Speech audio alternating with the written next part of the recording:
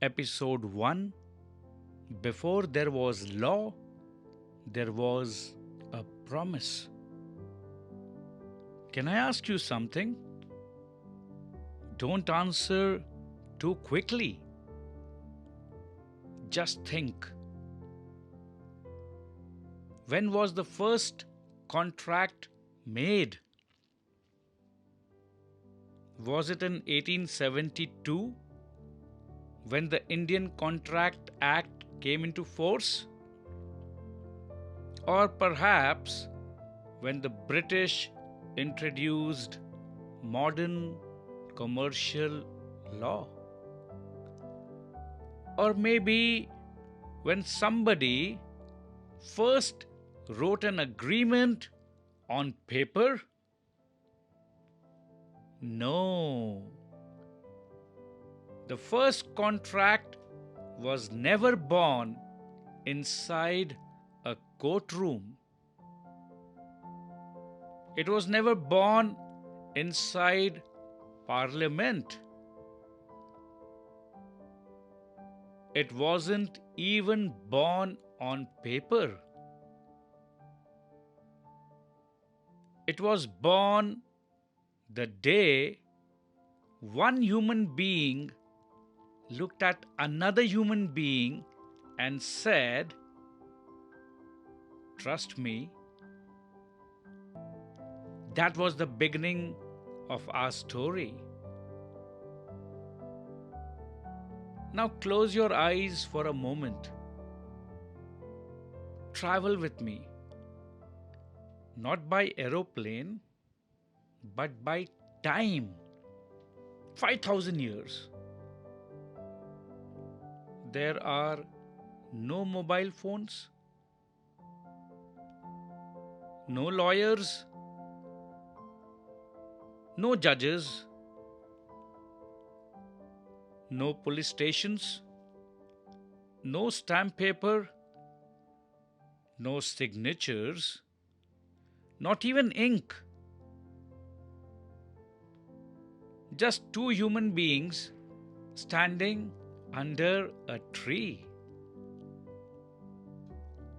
One of them says, "Friend, lend me 10 bags of grain today.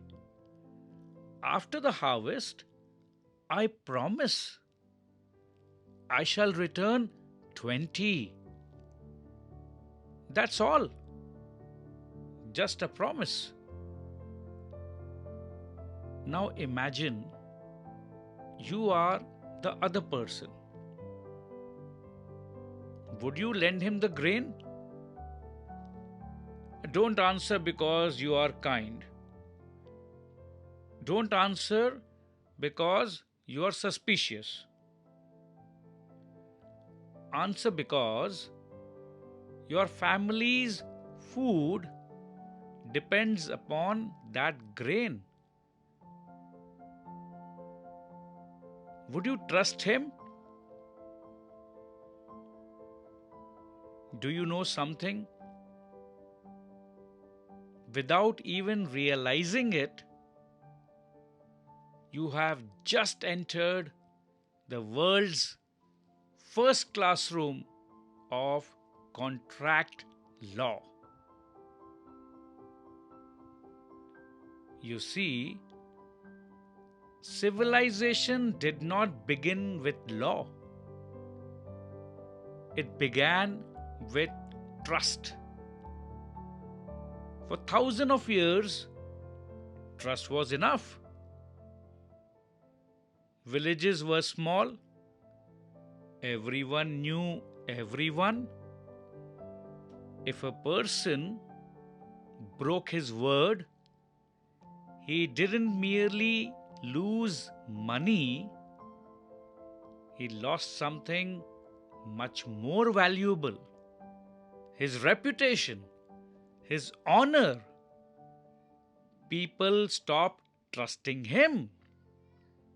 And sometimes that punishment was enough.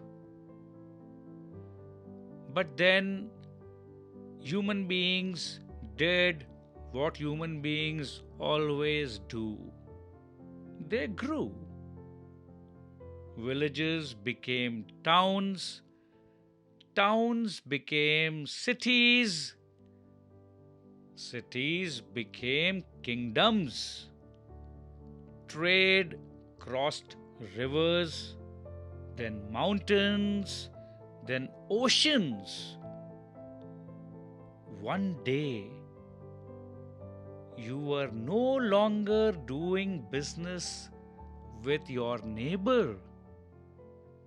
You were doing business with a complete stranger. Now tell me, is trusting your neighbor the same as trusting someone you have never met? Exactly. Something had changed. But do you know what had not changed? The human mind. May I tell you a secret? After watching human beings for thousands of years, I have discovered something. The greatest inventor on earth is not Edison, not Tesla, not even artificial intelligence. The greatest inventor is the human mind. Every single day, it invents new reasons to convince itself. Listen carefully. The mind whispers. It's only a small lie. We'll explain it later. He won't notice. Everybody does it. Let's sign first. We'll read the agreement afterwards. Has your mind ever spoken like that? Mine has watched billions of minds do exactly that. And here is something even stranger. Most disputes do not begin in court. They begin inside a conversation. One person says, "I thought you meant this." The other replies, "No, that's not what I meant at all." Now tell me honestly, was either person lying? Maybe, maybe not. Sometimes both people are completely honest. Both are intelligent. Both are educated. Both leave the same meeting carrying two different promises inside their heads. Think about that. The contract didn't fail in court. It failed during the conversation. Now suppose I make you the law minister of the entire civilization. Congratulations! You have one very difficult job.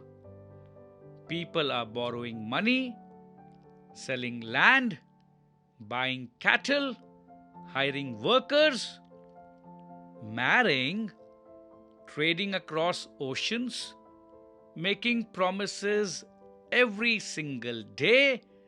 Some promises are honored, some are forgotten, some are broken deliberately, some are broken accidentally, some were impossible from the very beginning. Now tell me, what kind of promises should your civilization protect? Should you protect Every promise, think carefully. If every promise became a legal case, every family dinner would end in litigation. Imagine a father saying, Beta, I'll buy you a bicycle next month. Next month arrives. No bicycle. The child sends a legal notice. I don't think civilization will survive very long. So clearly, every promise cannot become law. But then, which promises should become law? Ah, now our investigation becomes interesting. You know, people often think that laws are created because governments enjoy making rules. I don't think so. I think laws are usually born much later. First comes human behavior, then comes human mischief, then comes confusion, conflict, sometimes suffering. Then civilization sits quietly and asks, how do we stop this from happening again? Sometimes the answer becomes a custom. Sometimes it becomes good parenting. Sometimes it becomes what India has called dharma. Not as punishment, not as fear, but as awareness, as an inner voice that gently says, don't create the mischief in the first place. But human beings are wonderfully creative and wonderfully forgetful. Awareness does not reach everyone. So civilization creates another protector, law. Not because law is greater than dharma, but because not everyone listens to dharma. And this is where something beautiful happens. The court may punish a dishonest person years later. Society may discover the truth much later. Sometimes nobody discovers it at all. But have you noticed something? The first witness is always the mind itself. Every dishonest act leaves two signatures. One on the document, the other inside the person who committed it. The world may applaud you, the balance sheet may look impressive, the fraud may remain hidden. But something inside you already knows. That is why every civilization in its own language eventually spoke about conscience. Law protects society. conscience protects the human being. And when both work together, civilization becomes a little more peaceful. Now, perhaps you are wondering, so where does the Indian Contract Act enter this story? Beautiful question. It enters much later because India did not suddenly discover promises in 1872. Long before the act, our civilization had been thinking about agreements. Different traditions, customs, and legal systems recognized ideas resembling contracts. The prescribed ICAI material traces that journey from ancient Indian sources through the Mauryan period, through Islamic legal concepts such as ijab and Kabul, and later the British administration before the Indian Contract Act organized the general principles into one statute. Do you see what that means? The act did not invent trust.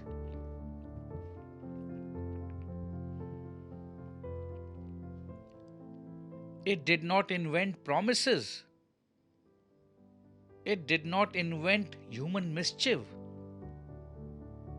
It inherited thousands of years of human experience and quietly asked which promises deserve the protection of law. And my dear friend, that is the mystery we are going to investigate together, not as students, not as lawyers, but as detectives of civilization. Because every section in this act was once a human story.